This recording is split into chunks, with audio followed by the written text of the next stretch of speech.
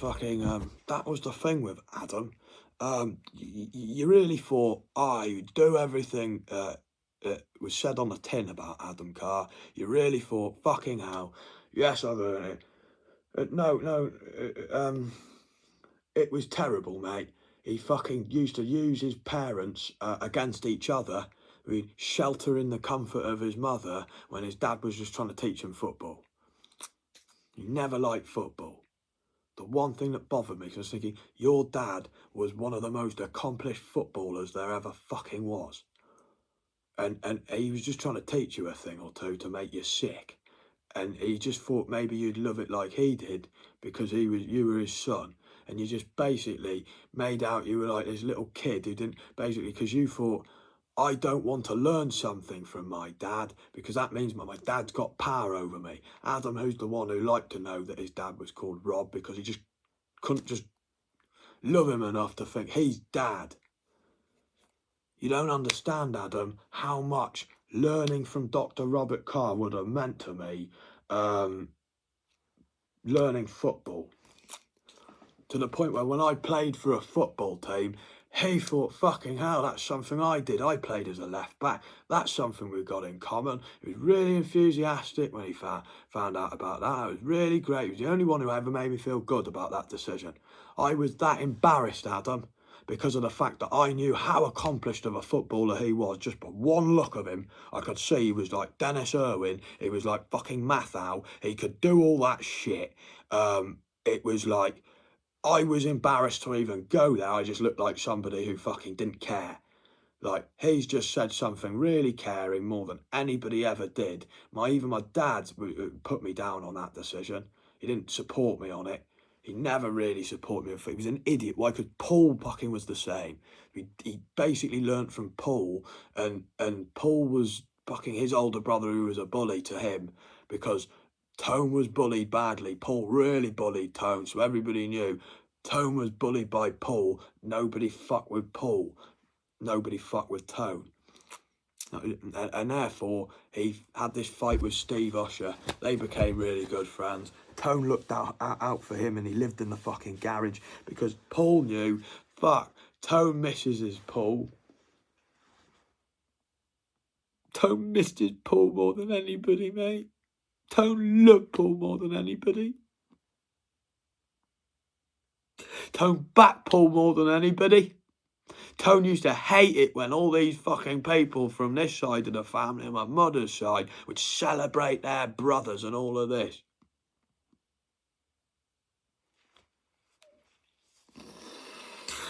He never even mentioned his brother once, to the point where I start mentioning Big Brother Paul to the rest, and they're like, fucking hell, Tone had a big brother. We took the piss out of him all these years, inadvertently, and we thought we had some kind of influence of his son, because we thought, oh, he spent so... And no, he just keeps going on about Big Brother Paul, who we never knew about, because we never had the heart to even ask fucking Tone about his life. We just thought he was an opinionated cunt, basically, because nobody cared about Tone, so when he did stammer in a point, it was strong. Very fucking strong, that people were fucking scared when he made one. I had two people, basically, who were fucking complete angry. Well, he was the son of a buggerer. He was the confused buggerer. He couldn't express his buggerings. He didn't come up with a strategy. Why? Because deep down he wasn't a confused buggerer. Tone was the one who stopped it. Tone was the one who fucking thought this is wrong. He travelled round the world.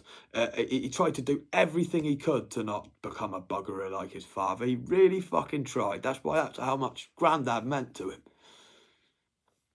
You know, Tone, and I always know this, and Tone knew this more than anybody, that I would hit out at Tone, but he had thick skin, Tone did, because he was my dad and he was made for me. To have that thick skin because of the fact that I was hurting that much that he knew it every time. He'd rather me take it out on him and get angry and passionate and fucking loud. Blame him and blame him and blame him. Proud as I want. But he knew deep down The one thing that would have just ruined me, mate, Laura, is fucking finding out my big brother Paul died at 13, mate. That made me cry more than anything. And he never admits it, but that's the truth. He still to this day pretends Paul's still alive. That's how much it bothers him, because it would kill him. The tears, everything, that act of what he did, those decisions he made, it would kill him. I don't push him any further. I love him. Because he thought, fucking hell, they really bonded. They really had that brotherly connection, which I missed out on. They really had this special thing going on. He's dead. And he's going through, he's 13 now, and he's fucking going through year 8. He's a really annoying kid as it is at the moment, because he's 13 and he's fucking going through year 8. He's a right little bastard. That would fucking ruin me. I've just had a heart attack myself. I don't think he needs this. It's just going to turn him into a monster. I do believe Tone's right. It would have turned me into a monster. I mean, just knowing and piecing it together made me pretty monstrous. He always knew I was going to end up fucking going nuts. Why? Because he knew eventually the penny would drop. And he knew eventually I'd just blame the fuck out of him, when he was the one who loved me more than anyone, and he was just doing it to care. Didn't want to hurt my feelings. Wanted me to stay strong regardless. He thought the best thing I can do to help this little fella is just pretend that it never happened. He's still up there, mate. He's just a wanker. He's just a real cunt. So I'd hate on Paul as well. Hate on Keane. Well, look at Keane now. Keane's fucking hard as fuck. Nobody fucks with Keane. When Keane makes his opinion, nobody fucking argues. I've never seen anybody argue against the bloke. It's like, this is the final say on the matter. They all have their little bickering, and then it's like, over to Keane. He just nails the final point in the fucking cross. Brilliant. You know, with anything, it toughened us all up. You know, that's just another great thing you missed out on, Adam. Football. To the point where you were that inadverted of a cunt about football that you made your little sister fucking hate football as well. When she was actually interested in football, she actually liked the idea of the fact that fucking, yeah, she could learn football like her dad. You made her feel that belittled. She just switched off from that completely. That really hurt my feelings. I knew deep down, if there's anybody who liked Lisa Everly more than anyone, it was Laura. She fucking loved the football. It was exciting. There was a lot to it. And also just that quote is just brilliant. It meant everything to Laura. Anybody can play, whether you're what age, what fucking gender, what fucking colour or creed, whatever. Anybody can join in as long as you got a fucking ball. She loved that concept. If she'd have been talked to like that about it, she would have fucking loved it. But you just basically like used everything you could to basically make her hate it. Mum loved Preston North End and Alan Spavin. Dad loved fucking Peter Osgood and Chelsea. They could just name you the teams. His mum was the one who told me about Preston North End's goal by David Beckham. They each had their own respective loves for what their team did. That's how much they loved football. It was like, how is this kike twisted fucking football to not be loved in his household? He made them look like a bunch of kikes. Like they just like this family who never taught their son football. It's like, mate, this is Dr. Carr. He was the most accomplished footballer there ever was, I can think of.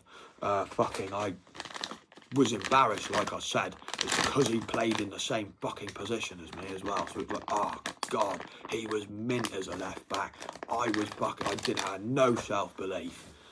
I never had the opportunity like you had, Adam, in the sense of I never had a great fucking Dr. Dad who would just patiently fucking, in your own pace, let you have a go, and you just, here you go, have a go. And you just turned away. Ran to mum and made out that fucking not everybody's into football. It's like, mate, I thought you were meant to love your dad. You know, love your dad that much that you respected things he had to say. And, you know, you loved him that much, maybe you just wanted to be him that much that anything he did have to say, you know, you loved it and you wanted to embody it yourself, to really show respect to what your dad loved, what made your dad great. The point where you were that much of a cunt, it's taken me years to realise it was just you, Adam. They were all on my side. It was a sweet moment knowing that Laura was out riding the horses and Dr. Carr literally had you under his thumb. They personally, him and Mummy personally went to see me working at the fucking bakery.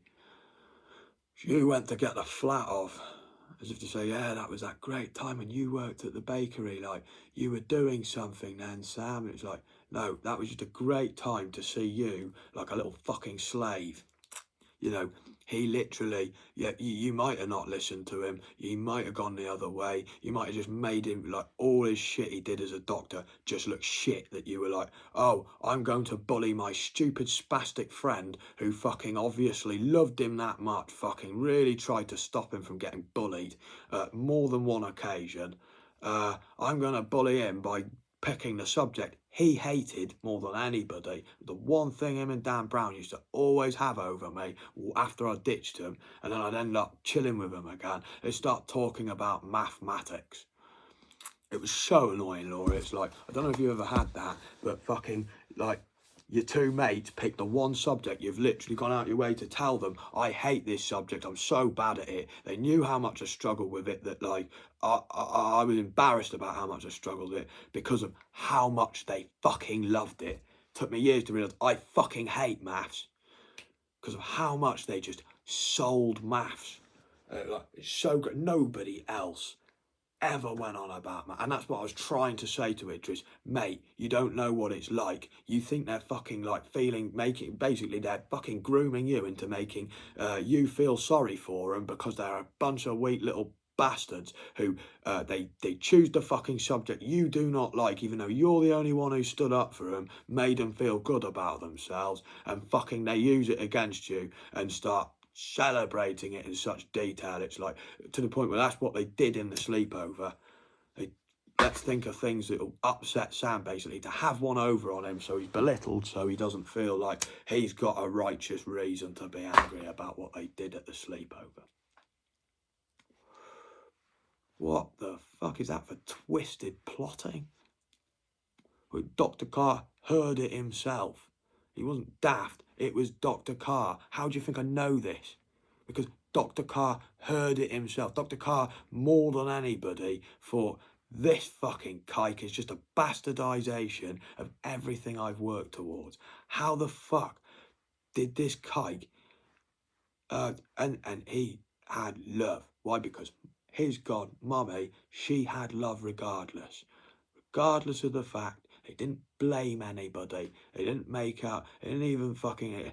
naturally, you feel like you're fucked up as a parent. You really do, from the get-go. He was just this rare fucking... Basically, you get them. They're paedophiles from the get-go. Ryan Allen was the same. It's like they're just born straight away and they're already in that way of... Well, you think about it. If I was already like Elmer Fudd, as soon as I came out the fucking womb, I was literally... As soon as I saw Lisa, it was like my mummy, Lisa Everly. It was like I fucking went nuts. I bing sort of thing. It was like... the bitch that bore me, oh yeah, get out the pool, get out the pool. She did that because of the fact that, well, for one thing, what else was I going to do but other fucking punch her two kids out and then start trying to make love with her and convincing her to hold my hand and run off with her? That would have been a terrible scene. I never would have seen Lisa again.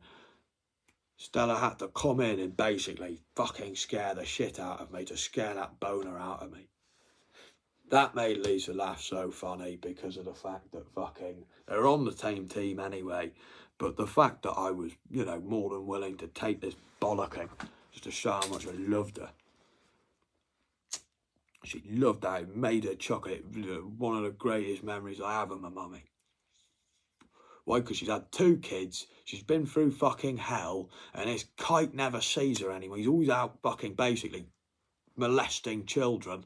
And she's made to feel really shit about herself, basically. She didn't feel good in a bikini, worried about wearing it. And then she realised, oh my God, Peanut really wants to see me in a bikini. The first person who just turned around and went, I really want to see you in a bikini. I didn't even have to tell her. She could see it with my eyes. And she just knew it then from there on in. Definitely different for guys, because she had a pure example of that, to the point where Stella loved telling her about Megan Harvey and Emma. She loved hearing about that, the fact that I was overly horny all the time. I was no different to Emma. Megan used to personally discipline me, so I had a sense of moral code. She loved that. That was just great. Especially it was a moral code by ladies. It was like, my bitch that bore me was telling, a bad cop was telling good cop everything she wanted to hear. To make her feel good about herself. Don't worry, this fucking little peanut. And there was times where she really did not, because of fucking Adam. She did not even believe that I fucking loved her. And fucking Adam, basically. Brilliant, thank you, Adam. Oh, it was almost like they were two together when they played. That was the only time I saw Adam play football. And it was like two paedophiles together. It's almost like Adam had such a deluded, egotistical sense of himself that he felt like this fucking paedophile was his kindred spirit, and fucking he was like the cool version of himself. If he had parents that split up and a cooler dad, he really thought Stephen Carpenter was cool. He just used to shut up because he used to respect James Carpenter more than anybody. I could see it. He really respected the fact that James Carpenter took me round to see him. It made it look like I was a No, Lisa wasn't in that day, Adam. Lisa was not in. I went fucking nuts. It scared Betty. She was fucking going everywhere. It was the first time I ever saw her get out of my way. Like, she just made sure she was 2 rooms away from me. She'd intimidated me a few times before, but this time it was not gonna work because I'd turned into a right fucking angry bastard now. I was now in control. James was constantly coming up with ideas of what should we do now, because basically I looked like I was going to kill him and Betty. And he was just trying to calm me down. And he thought, the best thing I can do is get him out of this house, basically, because first or worst, I would have gone straight for Betty, because I knew James was a helpless little kike who would have just stood there and just watched it in absolute silence and fear. That I would have just stabbed up his fucking grandma with a fucking butcher's knife. She was cutting the carrots with. Bang! Whoa. You fucking kike-all. I was on that level of angry, and I was prepared to. That's what used to scare him so much. They'd never seen somebody look that angry since Mummy, but he looked like he just was gonna do stuff. Like where Mummy fucking spoke about it, I did not. She just vented it out, so she'd heard how angry, they all heard how angry Mummy was, but then they just saw that I did not fucking vent it out. It was like I was holding it in and just like fucking thinking of what I was going to do to just reenact some fucking decent justice. He basically realised, oh my God, his best friend now is Adam. I better take him round his house, because kept going on about Laura. That was what made me so happy. There's nothing to do. It was like, basically, they were like a couple of kikes who loved to fucking make out I was a nigger. Adam loved the fact that I was a stable nigger. He loved the fact I was a nagger. Neither of them said it to me. Neither of them admitted, yeah. To the point where I sat at the dinner table and basically spelt it out. I don't like Seabiscuit because of the fact that they make out about the stable nigger, basically. I could have even said stable nigger. That's how angry I was. Or to reaffirmate the fact that fucking... he in his head, he wouldn't even tell it to his parents. He in his head used to chuckle to himself and think, I'm his stable nigger.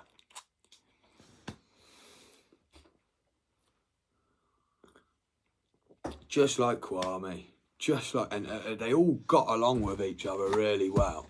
It's like they're almost like part of this special club. That's why I thought Why the fuck would I take him to Kwame's garage, who's basically, they're going to side together because they realise, oh, they're a couple of comfortable men who don't respect ladies as much as I am. They're going to use that against me. I'm on my own. Fuck that. No, I'll make them turn on each other. That Kwame's telling me stuff about how he doesn't like Adam, and he gave me loads of stuff. He really struggles socially. Why? Because I thought, I really fucking hurt him. Really looked up to Kwame. Loved that little friendship I had going. He's gay as fuck. He was gayer than I was. I could admit it. He never admitted it. And like, to the point where he just became very embarrassed. I remember, no, tell you what, I did not remember that sleepover. I had to be re-informed of it. Out of all the memories I had, that was the one memory I never remembered, was that they kept getting their cocks out. Basically, all it was this. Adam said he had pubic hair. I did not believe him because I did not have pubic hair. I said, oh, go on and show us. And fucking, they used that as if, like, that was a great moment when you were gonna, wanted to see my willy. It was like, that's gay as fuck. I could not even remember it. It was like they chatted about it amongst themselves. As it, like, this was a great moment when Sam was just gonna fuck us both. It was like, what the fuck is wrong with you? You bastardised the pubic hair of Dr. Carr. He was not like that at all. It was like, I realise now, shit, he was the only other person, he was the only other bloke there who was on my team thinking, Peanut, you've got to fucking expose this, because this fucking comfortable little prick is basically living in my home, sexually abusing my daughter, who we all love and care for, and fucking thinking he can just comfortably get away with it. It's like,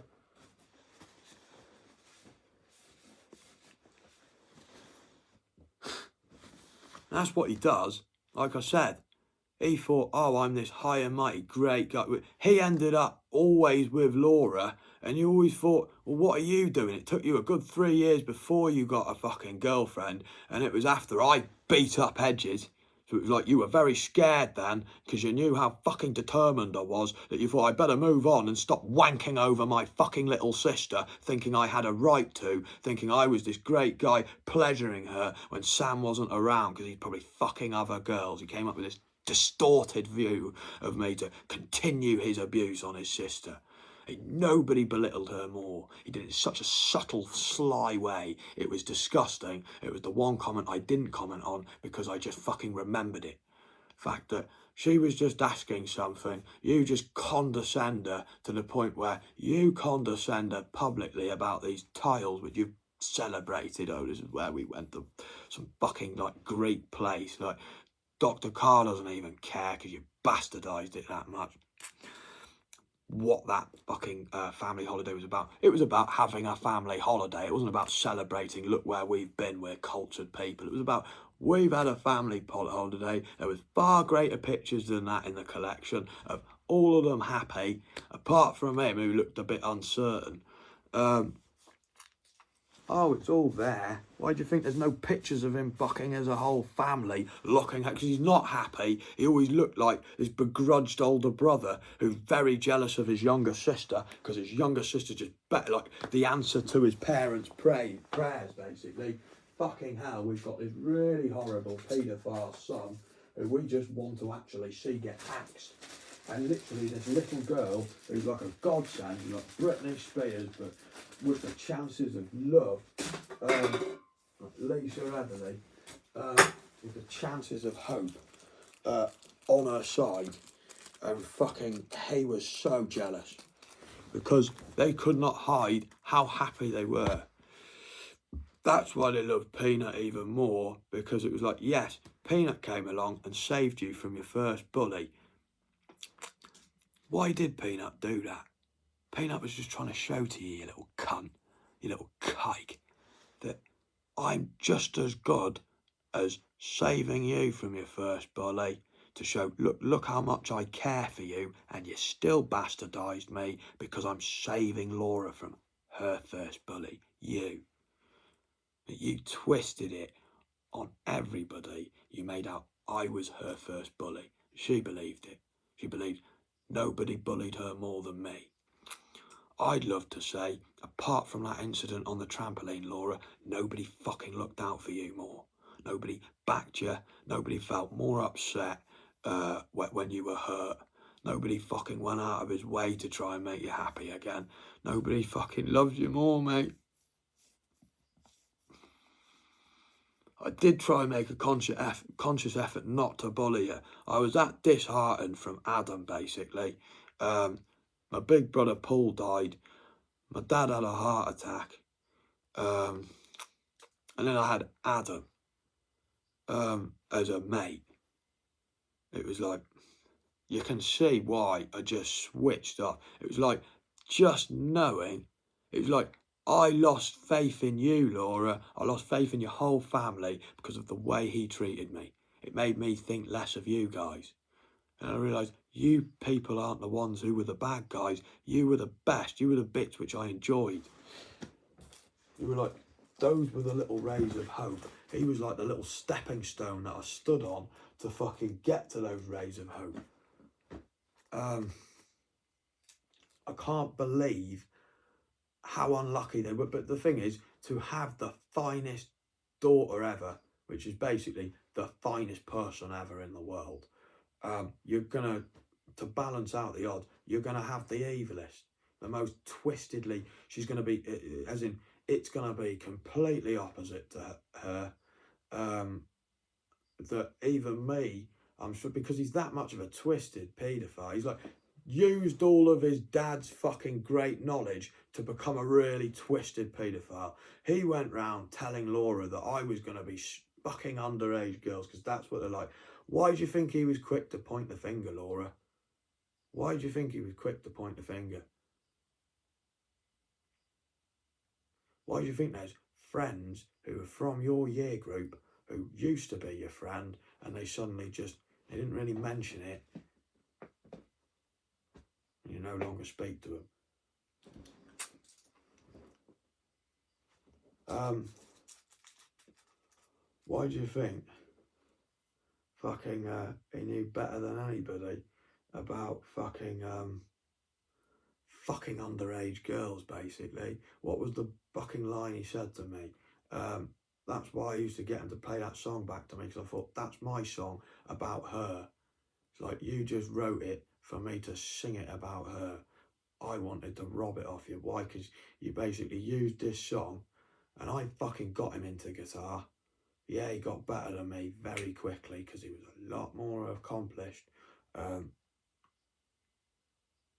he spent a lot longer, and he taught me a array of very basic chords, which he thinks he's some kind of like guru. You know, you didn't write the words, you didn't have the vision for the ideas of the songs. You just taught me a few chords which Dr. Carr wanted me to know to just give me a bit of a backbone, because I was an idiot in that department. And you felt like you were like the brains behind this fucking production. It's like, you fucking conceited little bastard. To the point where you make out you wrote that song. You didn't write that song on your own. That's the reason why the Cars didn't want me to have it, because they wanted me to realise that was that good of a song. He barely even contributed to that. That's why it doesn't sound like him. It sounds like somebody great, or the devil himself. Exactly. That's why they didn't want you to have that. They wanted you to realise the power of that song. Why did you love it so much? Because it's very blatant. It had nothing to do with writing it. What did he do with it? He fucking learnt how to play it, played it back to me, and then he went off to fucking uni using the skills which I taught him to fucking socialise and that. And he fucking lost his virginity in uni. He was really proud to tell me, and it was like, so, you know, I was waiting for him to say, what's her name? You know, and then fucking somehow we ended up playing Bird on a Wire. It's like, how can you just sit here with me, play songs like Bird on a Wire with me, and act like, yeah, it's this great song, and you've just fucked this girl. You never mentioned her name. You just said it's great using this song. You can fuck girls with it, basically, is what he was trying to, is what he was saying. But he did it in this kind of, he wasn't as obscene as the way I say it. We did it in this kind of gentlemanly manner. Fuck off, you fucking kike. Why do you think you were so unpopular in school?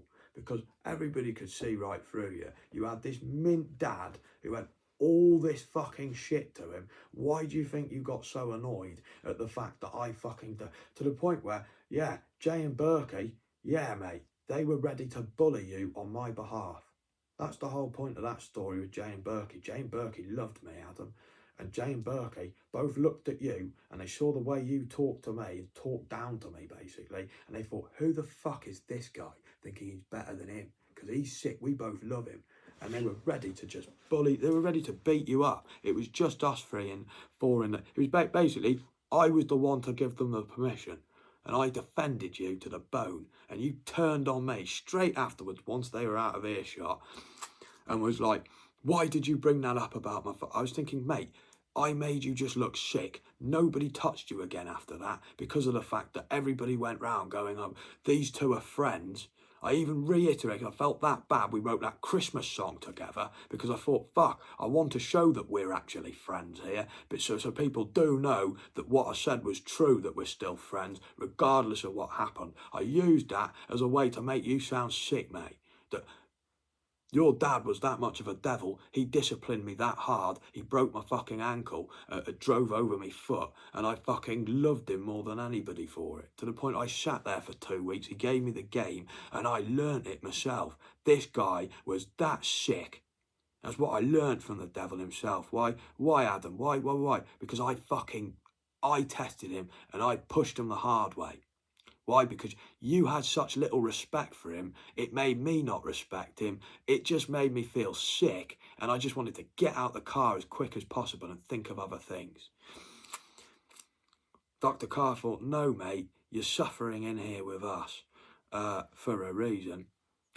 I will teach you the hard way of why the devil you should be pleasing. And he fucking did. He was a doctor. He was fucking mint. He did it on purpose. I loved him for it. Why? It taught me my most valuable lesson. I spent 2 weeks just sitting watching.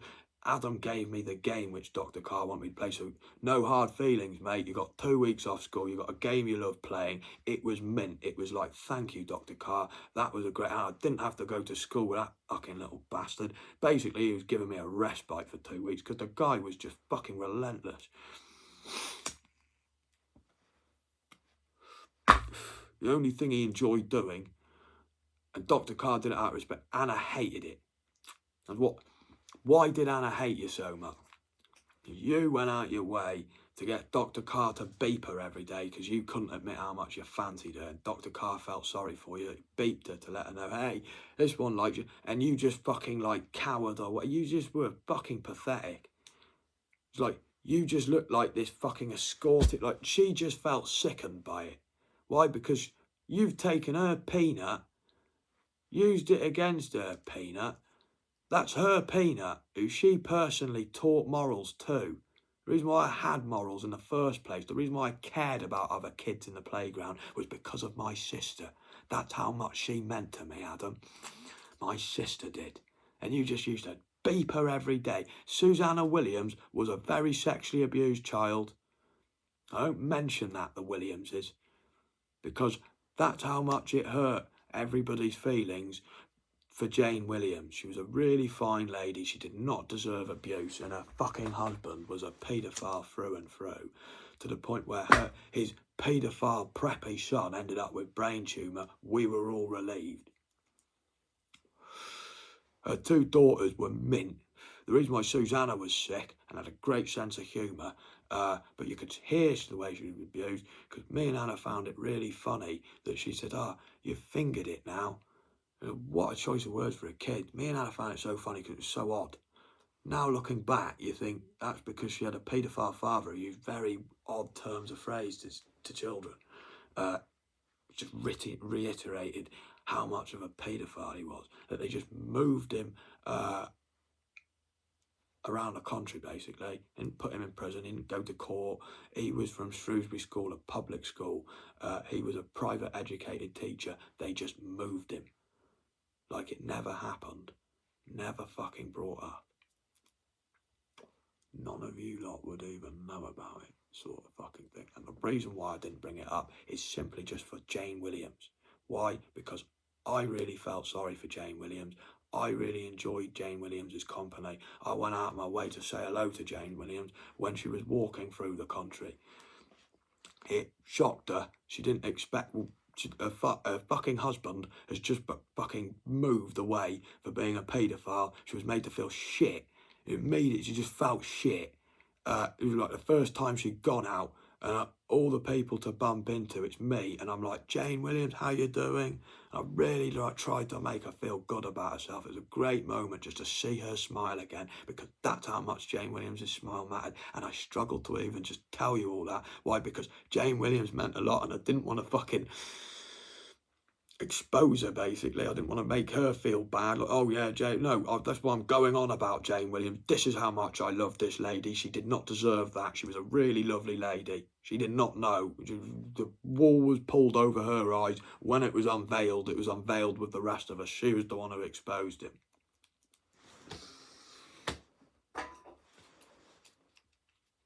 She was the one who's personally pissed off he never got fucking sentenced.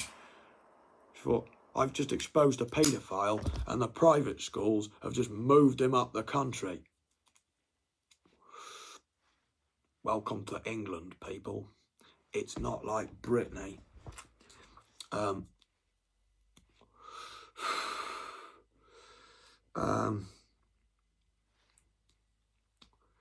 he used to beep at those two girls, like the two most abused kids in the whole fucking school.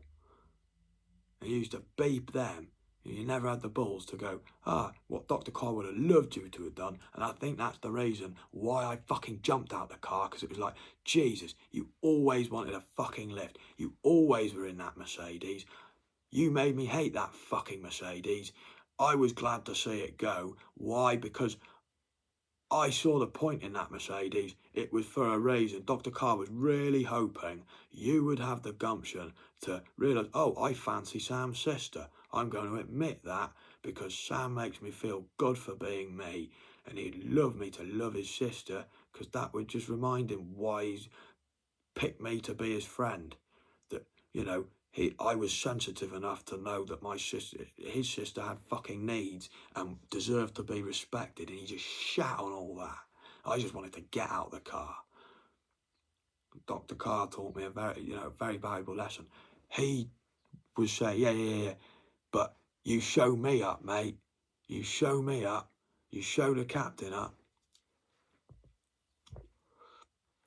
The captain's going to have to show you why he is the captain.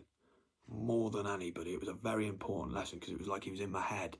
It was like suddenly I had a friend in my head, rather than fucking this kite. Why? Because he realised, fucking hell, this little bastard challenges me directly, straight to my face. He doesn't listen, but he doesn't pretend that he's listening. So I can assume that he's listening. I just carry on going on about shite to the point where I just cut down conversation like that, because I could see when he wasn't listening and pretending to. I knew him better than anybody. Though this Peter just fucking jumped straight out the car, gave you the reason why. Oh, it's Dan Brown. Jumped straight out the car, and I said very quietly once, you know, this is the way I discipline. And what Dr. Carr loved about it most is that I forgave him immediately as soon as I saw him. It scared the fuck out of Adam, because nobody had ever been that fucking, he'd never been that damn right disobedient to his father. And he saw as well as I did. That's why he hated me bringing it up. And I loved bringing it up, because it was such a great moment. It was like, the guy was sick. He knew exactly how much pressure to apply on my foot, that it didn't break, it just bruised. That would be a 2-week injury, and it will be fine after 2 weeks. It was fine after 2 weeks. I did used to complain a bit, because I just used to like grinding Adam down with it, basically. Basically, Adam was trying to make out that the way they tried to twist it, and this is what Dr. Carr loved. He loved it. I loved that. He loved it. That was one of the best lessons I'd ever learned, because I learned truly how great Dr. Carr was in that moment he punished me. Why? Because he fucking was that intelligent. He only said it once. Nobody's ever just said it to me once. Tone just used it. Tone was, hey, and he fucking was loud.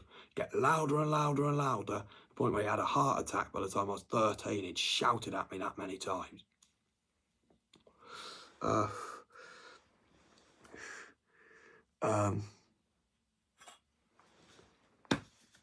He just said it quietly. What he said it the exact same fucking volume he was talking at before you fucking got loud and raunchy.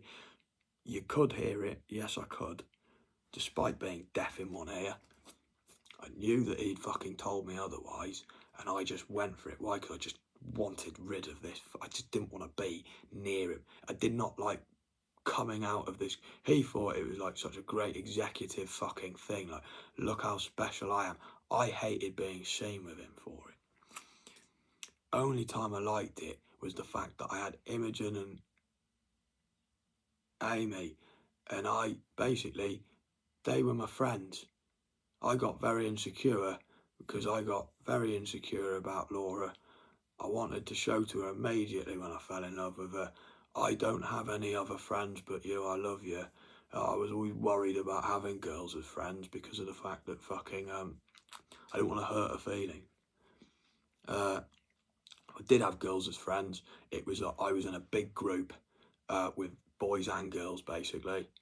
Usually this girl was going out with that boy or something. Do you know what I mean? So it was like, he's just part of this big group. Not really, he's not itemed up with anybody. I never was. What I do is just switch the groups. That's why it was a shocker for everybody to hear, oh, fucking hell, he's a 27-year-old virgin. Why? Because I was a black artist, mate. Nobody thought I was a virgin by the time I was 18. Everybody thought I was a fucking whore, mate. They thought I was like the biggest whore of the year. And I just went round like Keith Richards, getting fucked up. Yeah, I did. I just got fucked up, basically.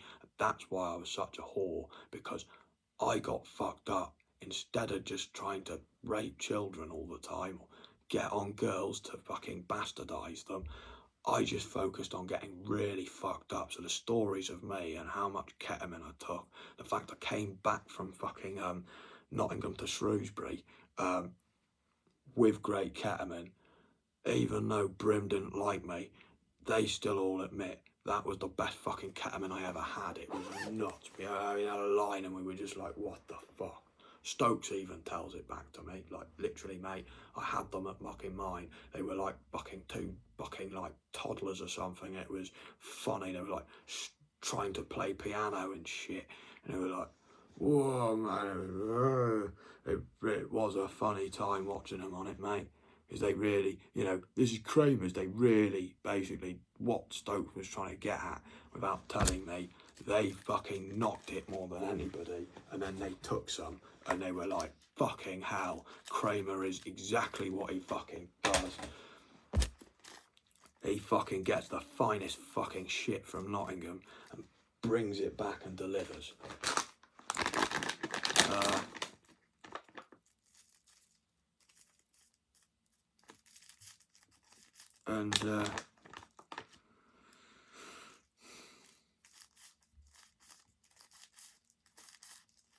Was learning from the devil himself.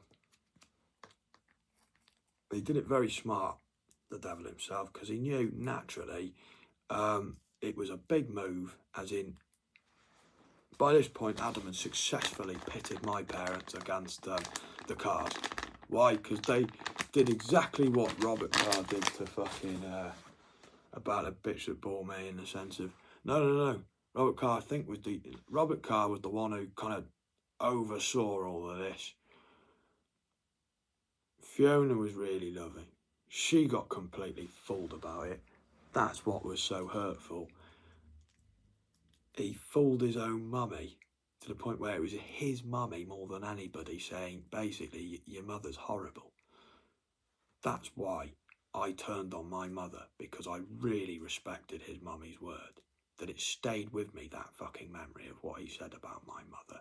It really bothered me to have a lady I really looked up to and respected tell me that my mother was a bitch, basically, in other words, because of what she'd done to Laura, because of what he'd fucking twisted about me, to make Laura give my mother evils, to make bitch that bore me bully Laura, to create this feud between our both families, so it looked like basically what Adam wanted to create it is he wanted to turn it into like Romeo and fucking Juliet. It was nothing like that. They loved each other. They really respected each other. I thought this was great. Why? Because I was a fucking loser. My mummy and Fiona got along immediately when they first got along. When Adam twisted all this round, they just were passionate, and they really felt hurt at the fact that they got along really well, which really hurt everybody, because it's like they got along really well. Mummy, when she was in a bad place, as in your mummy Laura, when she was in a bad place, she actually turned to Stella because she could see fucking out, and she could see what she did for Lisa Everly. That moment when James Carpenter brought me round, she could see fucking hell. She saw it all. Fucking hell, this lady's the same as Laura. Fucking hell, this is the bitch that fucking was part of this plan. It's genius. I love these ladies. And then Adam twisted it all round and made her think that basically she had fucking just fantasized too much about what was true. She thought, it takes a child to make you see reality. It was fucking like, you fucking little bastard. They were fucking, it was like strength in numbers straight away. This was another fine lady meeting a bitch who she respected. She thought, fucking fair play to you, bitch. You fucking did mint. And then you fucking turned it round and you made out that bitch was horrible to the point I've cursed that bit. I've regret thinking, but I think back, fucking hell, all these videos I've made. If I watch some of these videos, I'm going to cry, Adam, because of how much I've insulted my mother, now knowing how much fucking good she did and how much you fucking twisted everything for everyone.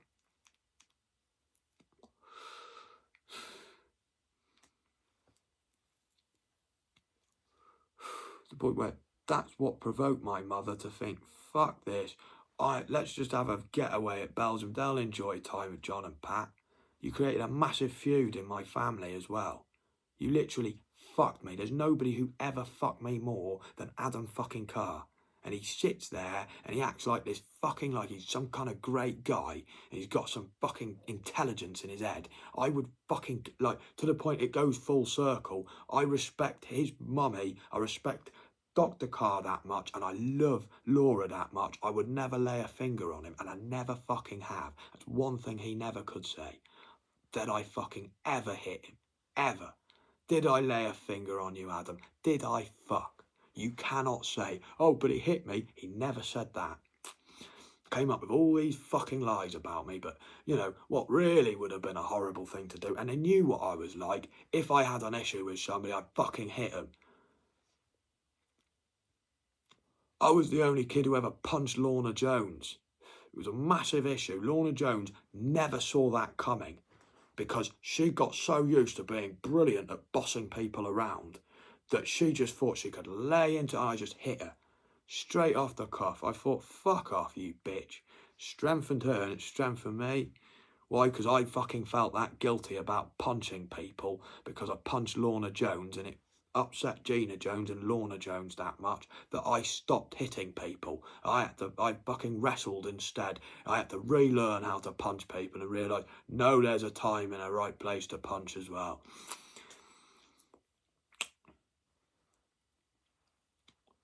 I never laid a finger on you, Adam, to the point where you hit me and you were like, oh, you can hit me if you want, because you then felt bad for the fact, and I just said, no, mate. Why? Because I was trying to be your friend. I was trying to be nice to you. I was trying to make you feel respected. I wasted all that time. I could have just, to the point where in the end, Laura, this is Dr. Carr knew you were hidden in the playground because I just got that depressed. I used to run into the fucking infants. I'm really obvious about it. I would just walk into the infants, no fucking playground, no fucking dinner lady told me otherwise, because they thought, you know what, yeah, he did give fucking loads to Adam, and Adam's just thrown it back in his face, here, there, and fucking everywhere. That's why you always giving those fucking lads to fucking befriend. It was like, here's the fucking weirdo who is easy to fucking get along with because nobody likes him. He'll have this guy as a friend because he obviously needs another one. That was the whole joke of it, Adam. It was to embarrass you, not to make you feel good, that you struggled that much at getting friends and we all felt sorry for you, that fucking you would have the friend who was new, like Nick Pierce. You really didn't like that. It was the thing that bothered you, basically, as you began to cotton on, oh shit, they're doing this to basically take the piss at the fact that I've got no social skills because I'm just a savvy little paedophile. Bastardizes. He, Keith, was the one who went, oh, I love that Rolling Stones song about the Maiden, having a Backstreet Maiden. It's like, what the fuck? You've just given me this great Rolling Stones album and you've just sold me the worst song, to the point it put me off that album. And it was like, no, there were some great Keith Richards songs on that fucking album, which me and Keith would go into, and we will do. But this is such a fucking issue. It's just been bothering me for that long. I've never voiced it because I thought, turn the other cheek, be the bigger man, just give them back love, accept that you could have been a bit boisterous. I always accepted what he had to say as well because I respected not him, his parents and his sister. So he literally on top of him twisting all this shit. I'd go to the door, talk to him, he'd twist more shit, make it look even worse on me, and I'd just eat it, believe it, and think, shit, he's got a point here. I am that evil. The point where it just lowered my self-esteem, and it meant that every time Laura saw me, when she was really happy to see me, and as I've said many times now, but you see, why? Because I took it out on Laura.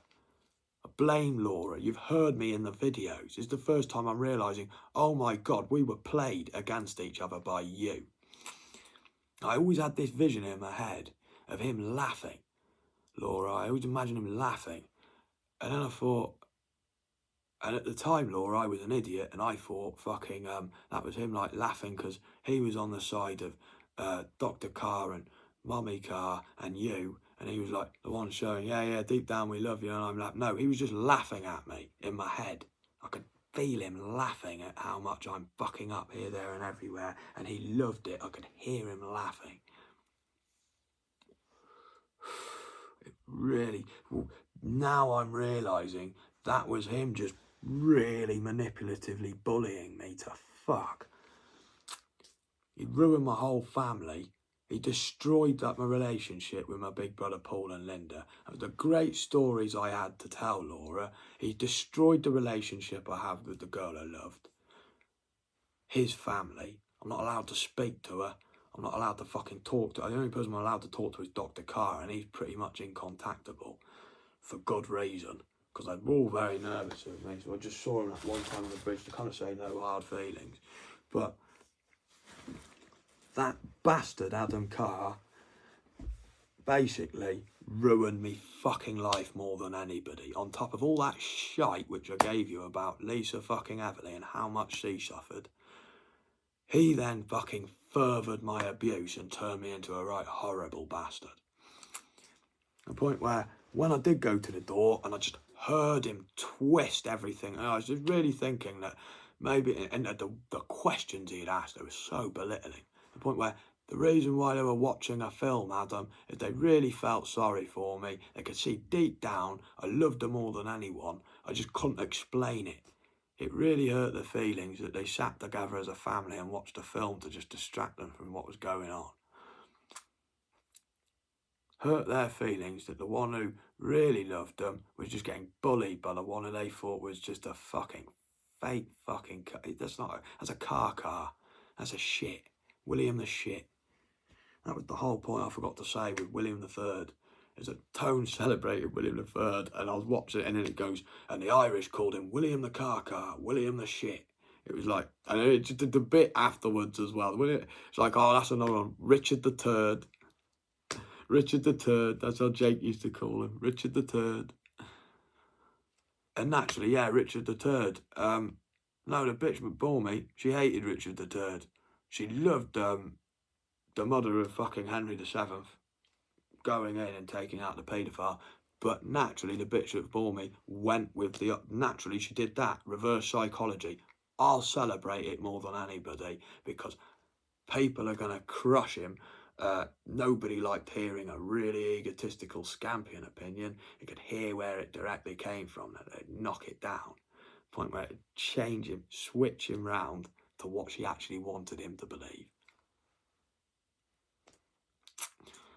She was clever about dealing with abuse, Adam. She dealt with paedophiles like you for a fucking long time.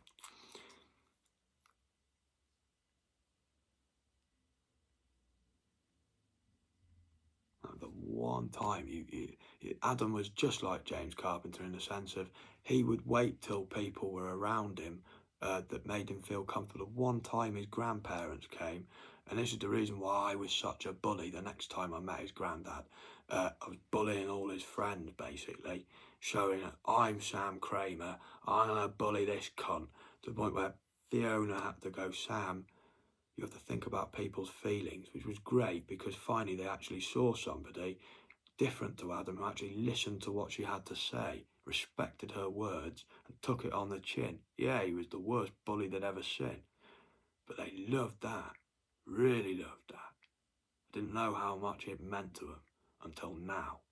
That's how much they loved it. That's how fucking shrouded I've been. Unbelievable, the levels and depths of this paedophile, basically, who's had, as what Dr. Carr was saying, he had more than a chance than anybody to be the best fucking person he could have ever been.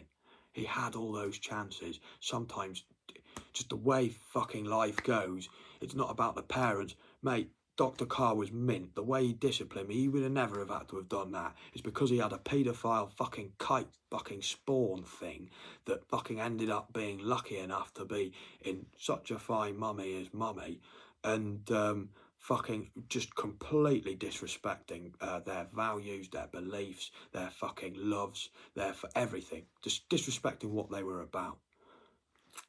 Completely. It was disgusting, you know, because you could see Dr. Carr and Mummy in him. That's what made you love him in the first place. And then he just fucking shits on it the whole time you're there with him. I made a point of making sure you knew that I took fucking Luke Skywalker's fucking head. I knew you only had one Luke Skywalker. I knew how much it would bother you, because I thought, I'm more deserving, and you will never ask for that back. Even though you wanted it more than anything, that the way you tried to get me back was that Mummy and Daddy brought me a new fucking X-Wing when I was like 18 for Christmas. We got a new Luke Skywalker. I still got that Luke Skywalker head, you little kite. And the bitch that bore me attic, are you going to get it anytime soon? The bitch that bore me, who you never spoke to. Why? Because my bitch that bore me was even more lethal at dealing with paedophiles than I ever could be. She knew John, great uncle John, was a paedophile. She stood by Joe. She supported Joe. She hated the way David just turned her into a fucking drunk. And when she had 2 kids, they decided to prank call her and fucking tell her that one of her kids had fucking stolen something. My mother was a very, very, something like that could break my mother. Why? Because she was very, very, very sure that no fucking one of her kids had stolen anything under her watch. For him to just do that and think it was a funny joke was a piss take, David. You invited me up that I didn't want to go. Why? Because you pissed her off that much. I didn't want to upset her feelings. Saying, oh, I'm going to go to Joe's. If Joe lived on her own, I would have gone. Because of you. And she died, and my mother was the only one who went to see her at the hospital. She was really proud to talk about all her grandkids. Nobody went to visit her. Nobody cared about good old drunken Joe. Another Keith Richards sort of fucking outcast. No, she had some really great opinions, and what was more, my mum made sure fucking let me know she was a really fine lady in her day. My mum used to fucking copy herself on Joe, and he just fucking walked all over her because she was a common girl and he'd gone to Oxford, and he just treated her like shit. That's why nobody liked fucking Jenny in our side of the family. Why? Because of the fact it didn't matter that she went on about the toes, and I reiterated the toes. Like I'm saying, fucking, I still remember that, Jenny, and we still remember why we hate you. Why? Because you fucking knew how much the fucking it affected Joe, how much Joe was lovely and loved. And you just fucking thought, yeah, he's this great guy, I'm gonna marry him. So we can have his trophy wife, so we can go around raping more children. Brilliant. He's a cunt. The only person who celebrated him was Danny Horn, who was a serial rapist. I mean, the only good side of him, and that's why we like Nicole over Tom, is Nicole knew. Nicole was the only one who it affected what they did to his mum. He got his fine lady, Laura. She was saying, mate, basically, Joe's died. Nobody gave a shit about her. What's the point even having these as family? You might as well fuck off to New Zealand. I'll be the one to fuck you off. Because I'll look like the one who's just like horny for you. That it's made Laura fuck off to New Zealand. He was the only one who sat down with her and just let her cry. Just let her fucking tell him, because of what she did for him, because Nicole was her favourite. We love Nicole because of what she did for him in that single act. He sat down with her at the table, and she just fucking like poured out all her. She cried. I'd never seen her cry like that. I never knew that, because my mother was a strong woman, so it was hard seeing her cry. You knew things had really got to her when she cried, because she was a bully, mate. She was like Megan Harvey or Tracy Beaker. She loved Tracy Beaker because that was the kind of person she was. Why do you think I reiterate the point of the fact that she made sure nobody said I was crying? The fact that when I did see her just fucking sobbing and sobbing and sobbing, it shocked the fuck out of me. The fact that Nicole looked at me as if to say, you know, I'm here too. I understand that you're shocked. It's shocking seeing your mother look this sad. I went through it too, mate. Meant the fucking world to me. Like the only cousin I looked up to as a bloke. I thought he was just cool as fuck from the get-go. Like, who the fuck is this guy? Why the fuck have I never met him before? Why is Danny celebrating him as if he's got this special fucking friendship with him, when fucking I don't even know who he is? And as soon as I met him and his wife Laura was sick. Mother loved them. She just noticed. John and Jenny walked out of the fucking... Not John and Jenny. Joe and David. Why? Because Joe had just had enough. Why? Because this fucking wedding had been orchestrated under John. You could just see it. John and Jenny. John and Jenny had put most money into this, and they were using it as a way to celebrate themselves. Joe was just like one. The reason why the bitch that bore me was so fucking angry at that fucking wedding is she saw right through it, and she could see. She said it was me. Why? Because she protected Joe's feelings that fucking much. She wouldn't say, oh, you've hurt Joe's feelings. She would just say that she had an issue and storm out the fucking wedding. When Nicole and her, she was the one who personally bollocked Nicole. Why? Because she was setting him free. She was saying, mate, I can see right through this fucking charade. This is set up by John and Jenny. He's a fucking paedophile. He's not your mummy. She was not even mentioned once in the services. I can see how much that bothers you. I'm going to be the one who makes a fucking thing about it. So you can just fuck off to New Zealand. And the only thing they love talking about, they pretended like they talked about Tom's grandkids. No, they just laughed at fucking Tom for constantly having more kids. He was really unpopular. Nobody liked him in the family. And it was like, suddenly he was liked because he had another child. It was on that level sort of thing. You know, so we all blessed this new child into the family, and he was suddenly part of the family again. Nicole, it was like he came and he went whenever he kind of went and came. Well, because he was good to his wife. He met that lady and he stayed true with her. That was like, my mum was like proud of him. She thought, the best thing I can do is get him and his wife out of this fucking paedophile rink of great Uncle John. He was just a cunt. Tried grooming me, and I was just there fucking thinking, mate, I am my Stella's fucking son. I'm watching you go. Yeah, just like fucking Stella. I can act like fucking I'm your best mate. Stella loved Amy Winehouse. Why? Because she could make you feel $1 million 1 second and make you feel like a piece of shit off the floor the next. She was mint at it. She just fucking, that's what she loved about Amy Winehouse. She could make you feel like $1 million 1 minute, and then the next minute drop you on the floor like you were nothing. And I learned that expertly. Adam fucking personally knew that more than anybody, to the point he'd try and cast that onto his sister, like, he doesn't love any of us anymore, he's just a bully, he's two-faced, and all of this, where his sister once believed, no, you're two-faced, you're a fucking bully. That day when you bullied me, well, one thing, look at the trampoline issue. I was the one who fucking pushed you off, Laura. But that meant that we bonded more and I became your dog. And what was more, it was him who initiated that, like he was setting his dog on you.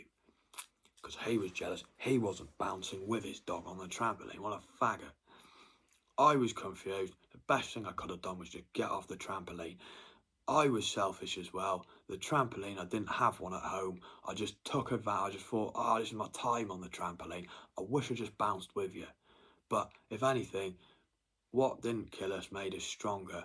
It was sick. It was like, this what made us bond.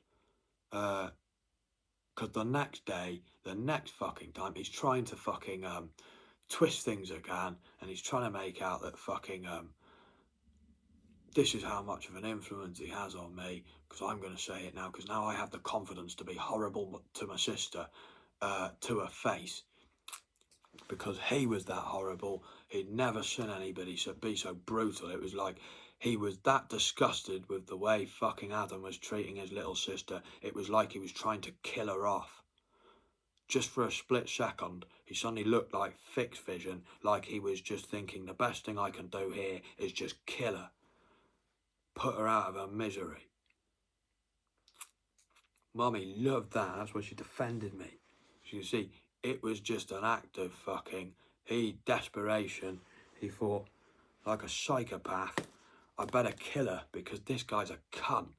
This guy's like the worst fucking example of a brother. Like, you had it like Brittany, mate, but fucking you had an older brother. She had a younger sister. You had an older brother. Her younger sister, I'd love to believe Lynn was actually a bit more of a fucking, had a head to her, and fucking so did the father. They put her on this, but if it wasn't for your dad, Brittany, putting you on this strict regime where it was just you and him, it would have been some other paedophile sexually abusing you left, right and centre, like Kesha.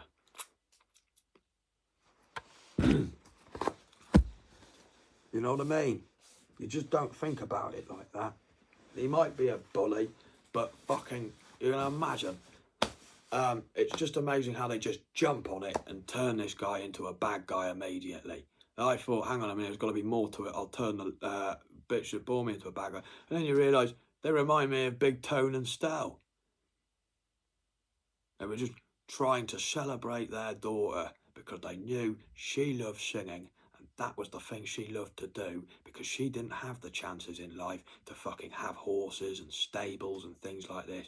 They thought, fucking, I know how she'll get her horses and her fucking stables because she is so fucking Barbie that they really, both of them, went out of her way to the point where the little sister was fucking jealous as fuck at her because they put more effort in you, more than anybody, and they fucking recognised little Jamie Lynn needed support and mummy's fucking support where you didn't. You were just sick. You were like what mummy was fucking proud of more than anyone because you showed what mummy's fucking strength against all odds on your own can do. Just bounce back and look like the best. She was more proud than anybody seeing you free. She even loved the fact that I just insult her even though she's on my team. She was like, nobody else has gone out of their way to fucking insult Lynn Spears to that degree, not even Britney. Nobody would ever dare do something like that to Lynn Spears. Do you think you fucking do that to Lynn Spears? She's like Stella, that woman who's just horrible, that nobody fucking dares. But she has a vision, she sees right through all of it. Can you hold up your hand, Britney? You might have been forced to do this. He might have said, oh yeah, he bullied you. He said you were fat. He said everything you did not want to hear, basically. Why? Because he thought there's going to be fucking horrible paedophile kikes who do that in a fucking inadverted way, that they show you up and make you feel like you're fat rather than just say it. That he thought, I might as well just be a right fucking bully to you, the worst bully you ever had, and nobody can ever bully her this bad. Now look at you, you are fucking completely free, nailing it with fucking stables, horses, a really cool fella, who's really strong, he's got a great name. 2 brilliant sons who love you more than that fucking kike. They wish Sam was his fucking, their father, if they really wanted to admit it. They feel embarrassed about how much they love him, that he fucking goes out for the day and does something else because he can see that they're in the teenage years and they can't fucking admit how much they love fucking Uncle Sam.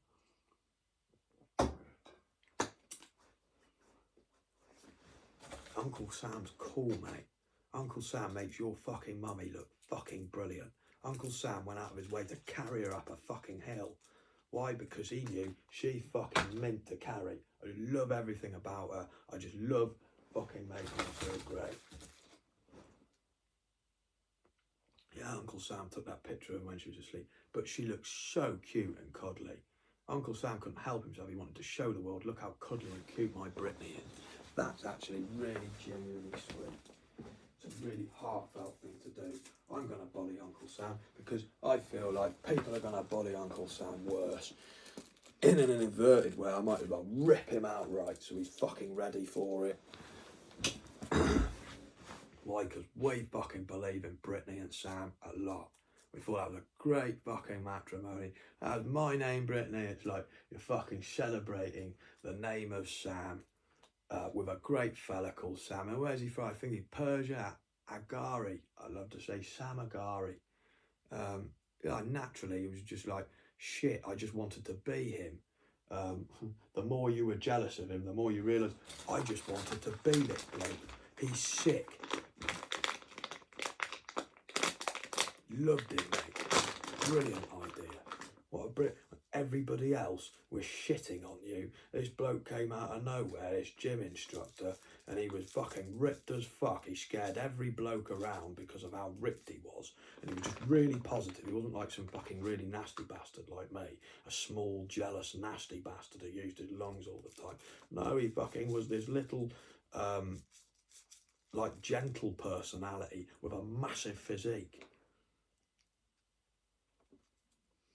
It was brilliant. It's like he doesn't have to say much. He just smiles there and you can just see, you're not going to fuck with Britney now, you kike. But it was only kikors that were insulting you then because he got rid of all those horrible men.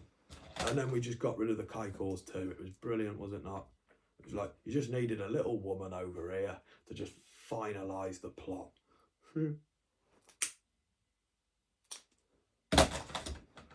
But fucking,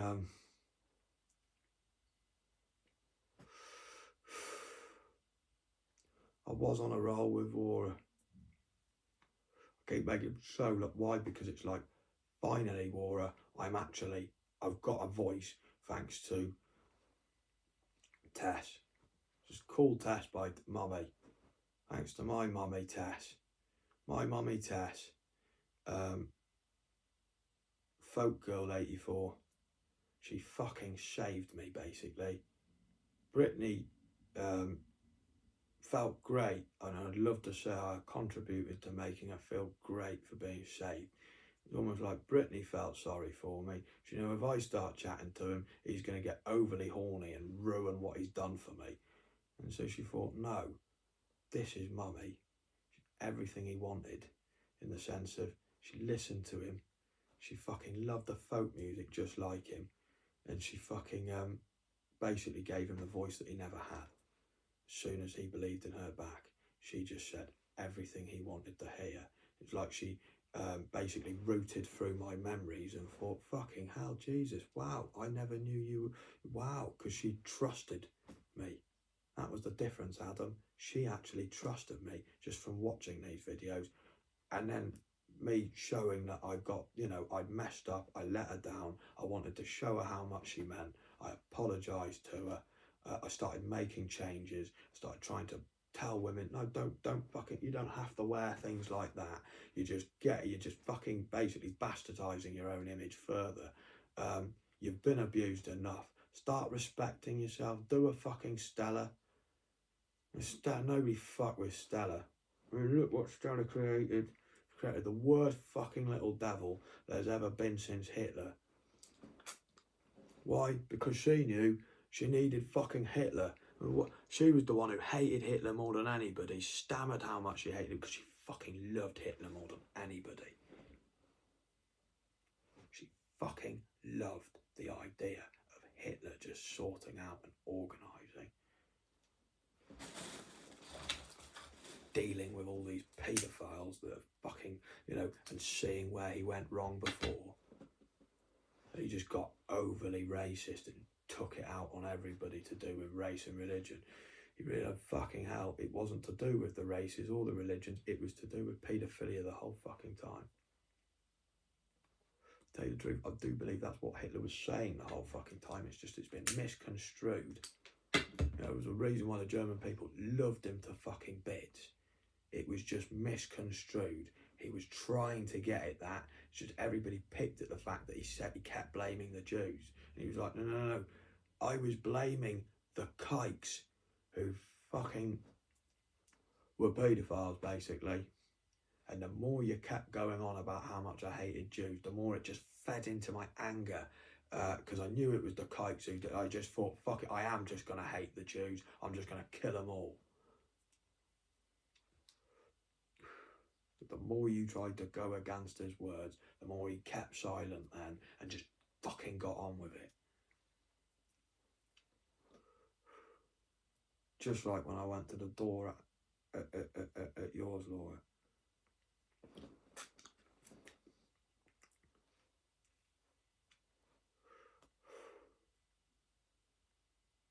Just like I went to the door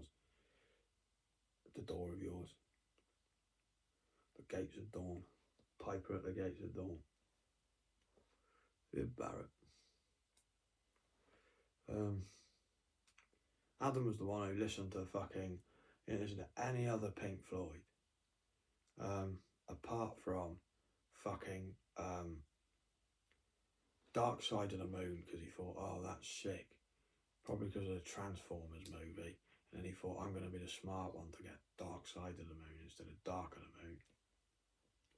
I just watched Quantum of Solace, mate. I waited a couple of years before it released on DVD.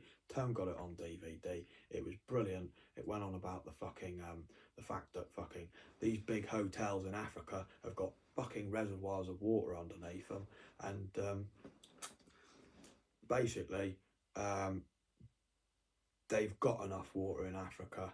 It's a travesty that they keep saying, because of these big fuck-off hotels for Westerners to come and visit and stay in. Underneath are all the reservoirs, the water supply for the hotels, and then there's fucking villages of people, like outcries and need for water. But you think, how has that ended up like that? Africa, as Dr. Carr always knew, and many times I've heard it before, and it just sounds great when people say it, Africa should be our most fucking prospering city in the whole of the fucking world. It should be the place where it's like, that should be our fucking Jerusalem, mate. It should be the motherland, the mummy land. It should not be run by fucking Westerners with hotels there, taking all the water. It should be run by people from Africa.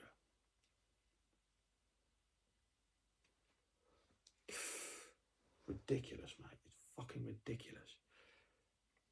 Like, people from Africa know how to run their own country. Fuck off. You just make a nice big continent, call yourself Africa. But why? Because the white man divided you, mate. They divided you up and created wars within yourselves. People like Kwame's ancestors just went along with it and fucking got involved. Instead of thinking, fuck you, we're the Africans with a bit of money in our pocket, we're going to fuck you. No. The ones with the money in their pocket just immediately worked with them, and the only ones who had the balls to stand up to them were the Zulus. They had no money at all, they didn't even work in currency. That's why it was so great when Birmingham City called their hooligan fucking firm the Zulus, and they were full of black people. It was mint. It was like, ha ha ha ha, you thought you fucked with the Zulus and won. You made Zulu, and then suddenly you've got the worst firm in England called the Zulus that you do not even like to mention it, even to the point where the firms that are famous don't like to mention them. You have to hear about the Zulus through a black geezer called Mark Carolan. You know, Mark Carolan was the bloke who everybody shat on, and he was an idiot. He had a fine lady wife, and he should have just fucking stayed with her. But he just got basically, he got depressed. Why? Because fucking, he had a kid, and he said the same thing that fucking everybody knows is true. He saw how beautiful his little girl was, and he thought, fucking hell, that has got to be something to do with God, without doubt. And then he just saw how rapey people were, and it just made him smoke loads of crack. It disheartened him to fuck. I think he ended up hitting a wife he was with. Why? Because he had this really beautiful little girl. He worked as a care worker. He was she was a really sweet little girl, Laura. You would have like wanted to be a fucking a big sister and helped her through life, sort of thing. And you could just see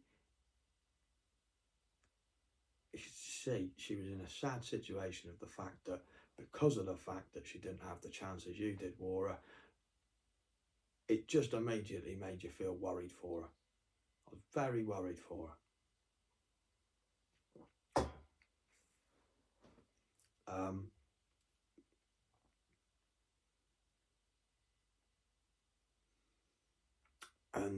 What really upset him, and he saw it with his own eyes, is that when his wife moved on and she was caught him with Harry Draycott, he's a right kike.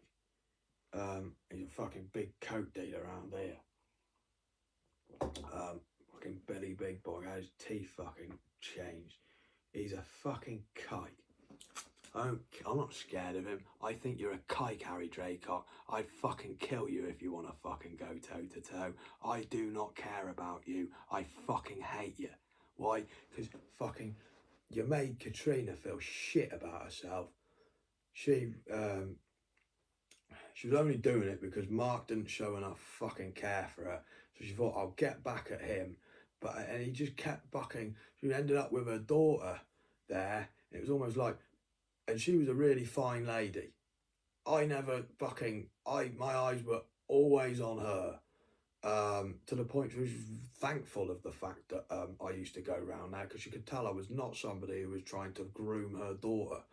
I was very worried for her. She used to give me rock cakes, and she was really humble about it. She was like, oh, it's only a rock. I loved them, to celebrate them. Even the bitch that bore me got jealous of the fact that this fine, you could tell she was a fine lady, and I just kept going on about how I get these rock cakes and just ate them. It was like, that was like my little present for fucking just trying to keep an eye and keep safe. But to the point of, well, a couple of times he ended up in a situation where big lads came round. He could talk to girls, but he was an idiot. He had a fine lady wife he fucked it all up with.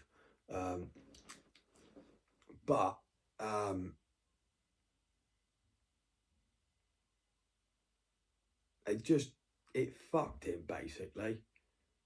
As soon as he had this daughter, it just changed his perspective on everything. and he was in this group of people with the Rock and Fountain. He worked a care job. He worked fucking hard. He played at the Rock and Fountain Football Club. He fucking scored the goals and shit like that. He worked hard. He was a hard grafter. He was a black man from fucking Bewdley.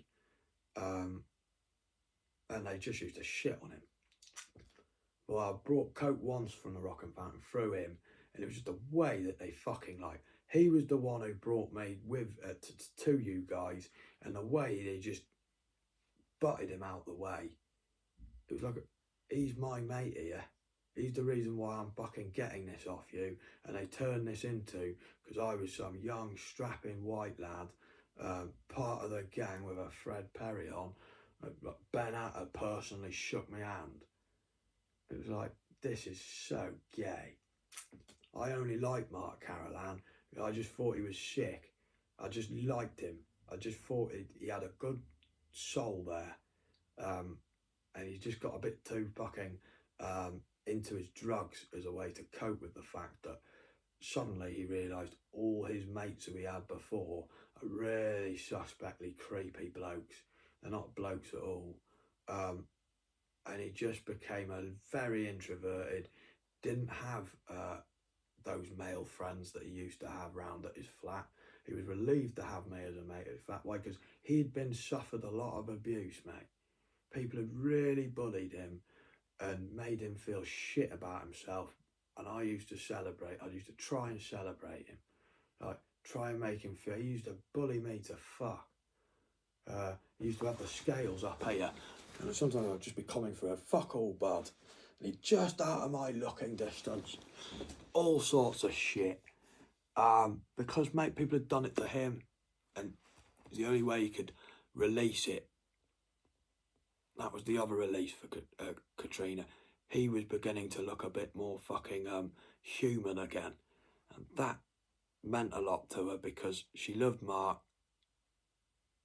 And she didn't want to see him just fuck up. Because she knew she had to give him that space. She knew she had to fucking let him rebuild. He was just grieving, basically. He was just grieving. He had this son. It was a whole completely different when he had a son because it was like him. And then he has a daughter and it just changed his perspective on everything. He was just like very wary of everybody around him. Really thought about the fact that this fucking evil pedo basically has his wife come round with his daughter. It's almost like he's fucking looking at his daughter and then fucking his wife. It's like he's fucking a kid in an inverted way. He was the first one that made me aware of that's what people do.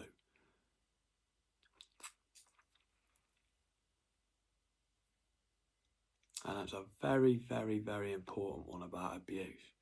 That's how inverted they are.